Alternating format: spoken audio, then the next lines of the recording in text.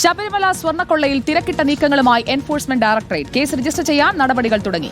അനുമതി തേടി Kochi E D unit ദില്ലിയിലെ ഇ ഡി ഡയറക്ടറേറ്റിന് കത്തയച്ചു. അതേസമയം ഉണ്ണികൃഷ്ണൻ പോറ്റി സ്വർണം നൽകിയത് സ്പോൺസർഷിപ്പിനുള്ള പ്രത്യുപകാരമാണെന്ന് ഗോവർദ്ധന്റെ മൊഴി. സ്മാർട്ട് ക്രിയേഷൻസിൽ ഉരുക്കി മാറ്റിയത് 1 കിലോയോളം സ്വർണ്ണമെന്നും കണ്ടെത്തിയിട്ടുണ്ട്. ഹരിമോഹൻ ആണ് നമുക്കൊപ്പം ചേരുന്നത്. ഗുഡ് ഈവനിംഗ് ഹരിമോഹൻ, കണ്ടെത്തലുകൾ എങ്ങനെയാണ്? അടുത്തത് ആരിലേക്കാണ്?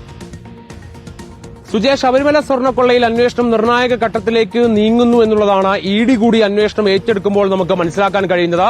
ഇ ഡി ഇതിൽ കേസ് രജിസ്റ്റർ ചെയ്യാനുള്ള നടപടികൾ ആരംഭിച്ചു കഴിഞ്ഞു. രജിസ്റ്റർ ചെയ്യുന്നതിന്റെ ഭാഗമായിട്ട് ECR രേഖപ്പെടുത്താൻ, അതായത് ECR രജിസ്റ്റർ ചെയ്യാൻ വേണ്ടിയുള്ള അനുമതി തേടിക്കൊണ്ട് കൊച്ചി യൂണിറ്റ് ഡൽഹിയിലെ ഇ ഡി ഡയറക്ടറേറ്റിന് ഒരു കത്തയച്ചിട്ടുണ്ട്. ആ കത്തിന് അനുമതി തിങ്കളാഴ്ച ലഭിക്കുമെന്നുള്ളതാണ് പ്രതീക്ഷിക്കുന്നത്. അങ്ങനെ ലഭിച്ചു കഴിഞ്ഞാൽ തിങ്കളാഴ്ച ചൊവ്വാഴ്ച ആയിക്കൊണ്ട് കേസ് രജിസ്റ്റർ ചെയ്യും. തുടർന്ന് ജയിലിലുള്ള SIT അറസ്റ്റ് ചെയ്ത പ്രതികളുടെ മൊഴി രേഖപ്പെടുത്തിക്കൊണ്ട് അന്വേഷണം തുടങ്ങാനാണ് ഉദ്ദേശിക്കുന്നത്. ഈ കേസിൽ അന്തർസംസ്ഥാന ബന്ധമുണ്ട് എന്നുള്ളത് ഇതിനോടകം തന്നെ തെളിഞ്ഞു കഴിഞ്ഞു. പക്ഷേ വിദേശ നാണ്യ വിനിമയ ചട്ട ലംഘനം ഏതെങ്കിലും നിലയിൽ നടന്നിട്ടുണ്ടോ എന്നുള്ളതാണ് ഇ ഡി പരിശോധിക്കുന്നത്. അങ്ങനെയാണെങ്കിൽ ഇനിയും കൂടുതൽ അറസ്റ്റുകളിലേക്ക്, കൂടുതൽ ചോദ്യം ചെയ്യലുകളിലേക്കൊക്കെ തന്നെ അന്വേഷണം കടക്കുമെന്നുള്ളതാണ് നമുക്ക് മനസ്സിലാക്കാൻ കഴിയുന്നത്. അതേസമയം തന്നെ ഇന്നലെ അറസ്റ്റ് ചെയ്തിട്ടുള്ള സ്മാർട്ട് ക്രിയേഷൻ CEO പങ്കജ് ഭണ്ഡാരിയിൽ നിന്നും ബെല്ലാരിയിലെ ഗോവർദ്ധനിൽ നിന്നും നിർണായക വിവരങ്ങളാണ് ലഭിച്ചത്. അതായത് വേർതിരിച്ചത് 989 ഗ്രാം സ്വർണ്ണമാണെന്നും ഇതിൽ 474 ഗ്രാം ഗോവർദ്ധന ഉണ്ണികൃഷ്ണൻ പോറ്റി നൽകിയെന്നും ഇതിന് 14 ലക്ഷം രൂപ തിരിച്ചു നൽകിയെന്നുള്ളതാണ് മൊഴി. ഒപ്പം തന്നെ 1.5 കോടി രൂപ ശബരിമലയിലെ സ്പോൺസർഷിപ്പിനായി നൽകിയിട്ടുണ്ട് എന്നുള്ള ഒരു മൊഴി കൂടി ഗോവർദ്ധൻ നൽകിയിട്ടുണ്ട്. ഇതിന്റെ അടിസ്ഥാനത്തിൽ